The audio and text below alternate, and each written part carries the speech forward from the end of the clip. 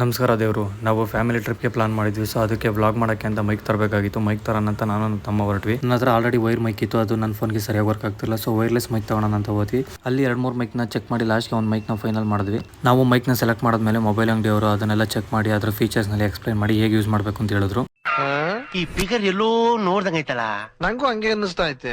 ಟ್ರಿಪ್ಗೆ ಹೋಗಿ T wash ಮಾಡಬೇಕಾಗಿತ್ತು. ಸೊ ಪಾರ್ಕಿಂಗ್ ಜಾಗದಿಂದ ಟಿ ಎತ್ಕೊಂಡು ಮನೆ ಹತ್ರ ಹೊರಟೆ. ಮನೆ ಹತ್ರ ಹಾಕೊಂಡು ವಾಶ್ ಮಾಡ್ತಾ ಇದ್ದೆ. ಅದೇ ಟೈಮ್ಗೆ ಮಳೆ ಬೇರೆ ಬರ್ತಾಯಿತ್ತು. ಆ ಮಳೆಲೇ ವಾಶ್ ಮಾಡ್ತಾ ಇದ್ದೆ.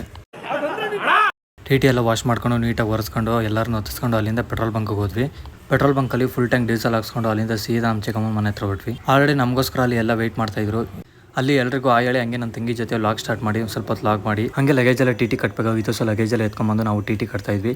ನಾವು ಒಂದು ಕಡೆ ಲಗೇಜ್ ಕಟ್ತಾ ಇದ್ರೆ ನಮ್ಮ ಚಿಕ್ಕಮ್ಮ ಗಾಡಿಗೆ ಇನ್ನೊಂದು ಕಡೆ ಪೂಜೆ ಮಾಡ್ತಾ ಇದ್ರು. ಕೌಸಲ್ಯ ಸುಪರ ರಾಮ ಪೂಜಾ ಸಂಧ್ಯಾ ಪದೇ ಉಚ್ಚಿಷ್ಟ ವರಸ ಕಾಲ ನಾವು ಇಷ್ಟೆಲ್ಲ ಕೆಲಸ ಮಾಡ್ತಾ ಇದ್ರೆ ಇವ್ರು ನೋಡಿದ್ರೆ ಫೋಟೋ ತಕೊಂಡು ಟೈಮ್ ಪಾಸ್ ಮಾಡ್ತಾ ಇದ್ರು. ಹೊಟ್ಟೆ ಎಷ್ಟು ಉರ್ಸ್ತಾವ್ರೋ ಆ ಭಗವತ್ನ ನೋಡಿದ್ರೆ. ನನ್ನ ಮಕ್ಕಳು ಒಂದೊಂದಲ್ಲ ಅಲ್ಲಿ ಎಲ್ಲ ಮುಗಿಸ್ಕೊಂಡು ನಾವು ಸೀದಾ ಊರ್ ಕಡೆ ಹೊರಟ್ವಿ. ಊರಿಗೆ ಹೋಗ್ಬೇಕಾದ್ರೆ ಅಂದಿವಿ ಇವರು ಸಂಘ ಹಾಕೊಂಡು ಟಿಟಿನ ಅಲ್ಲಾಡೋ ರೇಂಜ್ಗೆ ಕುಣಿತಾ ಇದ್ರು. ಫೈನಲಿ ನಾವು ನಮ್ಮೂರಿಗೆ ಬಂದ್ವಿ. ನಮ್ಮೂರಿಗೆ ಬಂದರೆ ಏನೋ ಒಂಥರ ಖುಷಿ. ನಾವು ಎಲ್ಲೇ ಹೋಗಿ ಎಲ್ಲೇ ಸುತ್ತಿ ಏನೇ ಮಾಡಿದ್ರು ನಮ್ಮೂರಲ್ಲಿ ಸಿಗೋ ಖುಷಿ ಎಲ್ಲೂ ಸಿಗಲ್ಲ. ಅಷ್ಟಿಲ್ಲದೆ